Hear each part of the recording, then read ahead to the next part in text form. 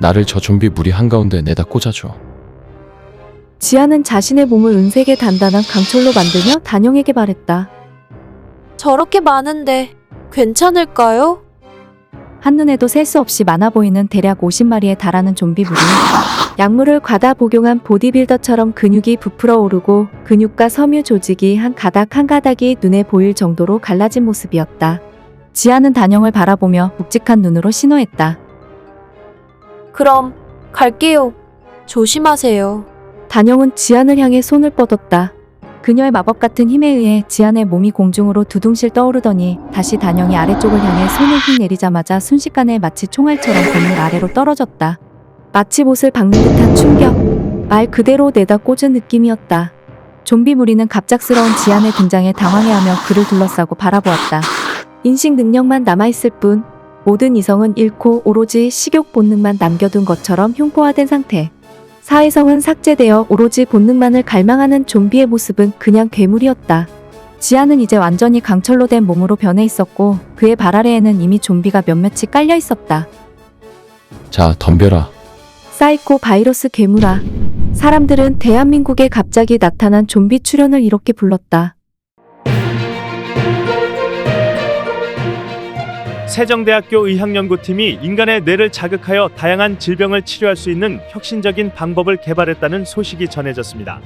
문상욱 기자가 현장에서 보다 자세한 이야기를 전해드리도록 하겠습니다. 네, 지금 저는 세정대학교에 와 있습니다. 김대우 교수팀의 모습이 보이는데요. 김대우 교수와 그의 연구팀이 뇌과학의 새로운 지평을 연 결과를 발표했습니다. 이들은 쥐 실험을 통해 뇌의 특정 부위에 미세한 자극을 가하면 그동안 치료가 어려웠던 질병들을 치유할 수 있음을 발견했습니다. 그리고 최근 6개월 전부터 사람에게 임상 실험을 한 결과 쥐와 동일하게 질환이 사라지는 결과를 얻었다고 합니다. 그전에도 뇌신부자극술 등 뇌에 자극을 주어 특정 질환을 호전할 수 있도록 하는 치료 방법은 있었습니다. 하지만 이번 치료 방법은 정신질환뿐 아니라 사람의 모든 신체 질환을 극복하는 방법을 실현할 토대가 될 것으로 생각합니다. 인간의 뇌는 아직도 밝혀지지 않은 부분이 많이 있습니다. 이번 연구는 그 비밀의 일부를 밝혀내는데 성공했다고 볼 수 있습니다. 지금까지는 시간이 지나면서 사람의 세포에 돌연변이가 쌓이며 세포가 망가져서 노화가 이루어져 죽음에 이른다고 했습니다. 그런데 이제는 죽음까지 제어할 수 있는 시대가 온 것이 아닐까. 이 치료법은 신체뿐만 아니라 정신과도 밀접하게 연결되어 있다는 김대우 교수님의 의지에 따라 사이키 치료라고 명명되었습니다. 사이키 치료는 앞으로 임상 실험을 통해 효과를 보인 신경 개통 환자들뿐만 아니라 각종 암 환자를 비롯해 많은 질병으로 고통받는 사람들에게 희망의 메시지를 주었다고 외신들도 일제히 관심을 보였습니다. DW의 문상욱 기자였습니다. 또 그 뉴스네? 요즘은 눈만 뜨면 이 뉴스뿐이에요. 지아는 자신의 스마트폰 화면으로 뉴스를 계속 보며 임 교사에게 대답했다. 지안과 임 교사뿐이 아니었다. 교무실에 있던 다른 선생님들도 치료법에 대한 뉴스를 토대로 열띤 토론을 벌이고 있었다. 그런데 그 치료법이 진짜 역사에 획을 그을 만한 발명이라고 여기저기서 난리던데. 대박이긴 하지. 지금까지는 부작용도 없다고 하던데. 특별히 약을 먹거나 물리치료를 하는 게 아니라 뇌에 있는 신경만 건드려서 치료하게 만든다는 건 진짜 센세이션하네. 생물 선생님 어떻게 생각해요? 임 교사에게 눈길이 쏠렸다. 임 교사는 잠시 지안과 함께 보던 영상에서 눈을 떼고 답했다. 우리 아버지도 지금 병원에 입원해 계시는데 지금 임상 실험자로 신청했다가 떨어졌다고 하시더라고. 에이, 그래도 어떤 부작용이 있을지도 모르는데 좀 지켜봐야 하지 않나? 아니에요. 오히려 지금 임상 실험 기간에는 치료비까지 지원받아요. 그러면서 병을 낫게 할 수 있는 절호의 기회라고 다들 신청을 어마어마하게 했대요. 근데 그것도 이제 끝이래.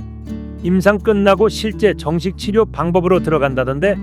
선생님들이 다들 관심을 보였고 저마다 한마디씩을 거들었다. 그 치료법이 치매도 치료한다던데. 진짜요? 사실상 뇌를 건드려서 모든 병을 치료한다는 개념이다 보니까 그냥 만병통치인가 봐. 진시황이 살아있었으면 침을 질질 흘렸겠네. 영원한 생명이 몇 년 후에 가능하다더니 실제로 그 스타트 지점을 우리가 보고 있는 건가? 이거 진짜 앞으로 계속 부작용 없이 상용화되면 애들 정서 불안이나 ADHD 같은 증상까지 어떻게 해결하는 거 아니야? 이야기가 한창일 때 예비종이 울렸다. 선생님들은 각자의 교실로 향했다. 임교사와 지아는 계속해서 이야기를 나누며 교실로 향했다. 그러고 보니 이번에 그 사이키 치료를 받은 학생 우리 학교에도 한 명 있다고 하던데. 사실 저도 받았어요. 어? 진짜로? 아 맞아. 이지한 선생님 작년에 병가 들어가 있었지? 그때 시술 받은 거야. 시술이라는 말에 지안이 웃었다. 맞아요. 그거 진짜 시술이에요. 수술이라기에는 엄청 짧아요. 치료 과정이 엄청 간단하고요. 그냥 의자에 편안하게 앉아요. 그리고 머리에 작은 센서를 붙이더라고요. 그리고 뇌의 특정 부위에 정밀한 전기 자극을 보내는 게 끝이에요. 가족들이 말로 과장 좀 보태면 의사가 들어갔다가 바로 나온 수준이라고 하더라고요. 진짜 신기하네. 나도 나이가 드니까 여기저기 뻐근한 데도 많은데 그거 받으면 되나? 물리적인 건 근육을 키우셔야지요. 운동을 좀 하세요. 요즘에 그 허리에 좋은 치료기기도 나온다는데 그거 한번 써보시고요. 누가 티 아니랄까봐 진짜. 이따가 봐. 아 요새 이반 애들 말 진짜 안 듣는데 말이야. 생물을 맡은 임교사는 입안으로, 지아는 멀리 떨어진 7반으로 향했다. 이지한 선생님은 고등학교 수학을 가르치며 학생들로부터 많은 신뢰를 받고 있었다. 하지만 경력이 3년차에 접어드는 때에 그야말로 폭탄이라고 불리는 학생을 맡았고, 그 학생을 훈계하던 도중에 학부모의 민원으로 인해 굉장한 스트레스를 받았었다. 그 후로는 핸드폰을 업무용과 개인용으로 분리해 사용할 정도로 조심하게 되었다. 그러나 그때부터 생긴 만성 두통은 여러 병원을 전전해도 호전되지 않았고, 정신과 상담도 소용이 없었다. 결국 1년간 학교를 쉬면서 치료에 전념해야 했다.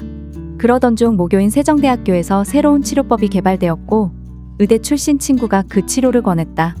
그리고 지금은 두통이 사라져 다시 학교로 복직한 것이다. 안녕?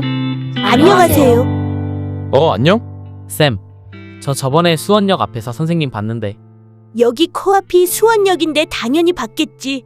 그 헬스장 들어가는 거 봤어요. 쌤 3대 500치죠? 쌤 가슴 봐봐. 벤치 장난 아닐걸? 그만하자. 저번에 어디까지 배웠더라? 학생들에게는 수업이 길게 느껴졌지만 지안에게는 시간이 순식간에 흘러갔다. 그는 학생들에게 더 많은 것을 쉽고 재미있게 전달하고 싶었다. 하지만 학생들의 관심사는 거의 항상 교육과는 거리가 멀었다. 지안을 바라보는 단영에게도 수업은 정말 빨리 끝났다. 특히 지안의 수업만 말이다. 1학년 때부터 지안이 수업할 때마다 자신을 빤히 쳐다보는 단영의 초롱초롱한 눈을 그도 잘 인식하고 있었다. 쌤, 간다. 안녕히 가세요. 다음에 쌤 가는 헬스장 찾아갈게요. 응? 거절. 쉬는 시간이 되자 남학생들은 바로 교실에 있던 공을 발로 튀기기 시작했고, 여자애들은 헤어롤을 말고 화장품을 꺼냈다. 교실을 나갔던 지아는 7반 교실을 지나가며 창문 너머 학생들을 바라봤다. 특히 자신과 같은 치료를 받았다고 하는 여학생인 단영을 보며 묘한 동질감을 느꼈다. 야, 박단영. 응, 지수야. 너 몸은 괜찮아? 너도 그 치료 받았다면서? 응, 맞아. 사이키 수술이라고 요즘 유명한 수술 받았어. 단영은 치료를 받느라 오후에 계속 조퇴했었다. 작년 하반기 대부분을 교무실에 들러 담임 선생님께 조퇴를 요청했고, 이로 인해 몇몇 선생님들도 그녀의 상황을 어느 정도 인지하고 있었다. 오늘은 집에 같이 갈 수 있는 거야? 오늘은 조퇴하지 않을 거야. 어제까지 조퇴했었지? 치료받은 지는 몇 개월 됐는데 아무래도 상황을 계속 보자고 하셔서. 근데 이제 안 와도 될 것 같대. 잘 됐다. 그래서 오랜만에 수원역에 있는 백화점 가려고 하는데 같이 갈래? 아싸!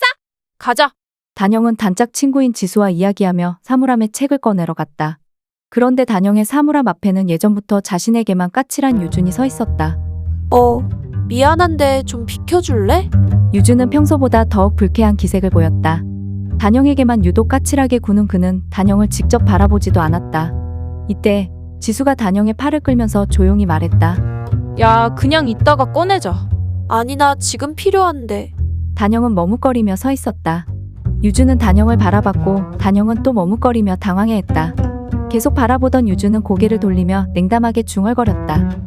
되게 꼭 주네. 단영은 그의 말에 더욱 당황해하며 어쩔 줄 몰라 했다. 그는 차가운 표정으로 주머니에서 담배를 꺼냈다. 단영은 담배를 보며 흠칫했지만 유준은 이내 천천히 몸을 움직여 교실을 나갔다. 단영은 눈물을 글썽였고 지수는 달래주었다. 단영아, 기분 나빠하지 마. 쟤 원래 가끔 저러잖아. 진짜 좀 생긴 걸로 애들이 좋아해주니까 자기가 못된 줄 알아.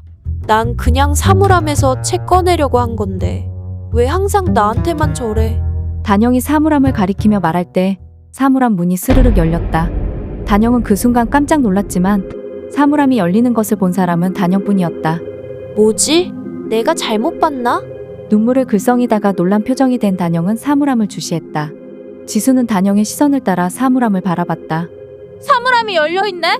혹시 아까 걔가 남의 사물함 보거나 한 건 아니겠지? 아닐 거야. 단영은 사물함에서 생물책을 꺼냈다. 하지만 그녀는 분명히 보았다. 자신이 손짓한 방향으로 사물함 문이 열리는 모습을. 그리고 사이키 치료법으로 생긴 사람들의 능력은 사회적 파장을 넘어 미증유의 재해로 나타나게 된다.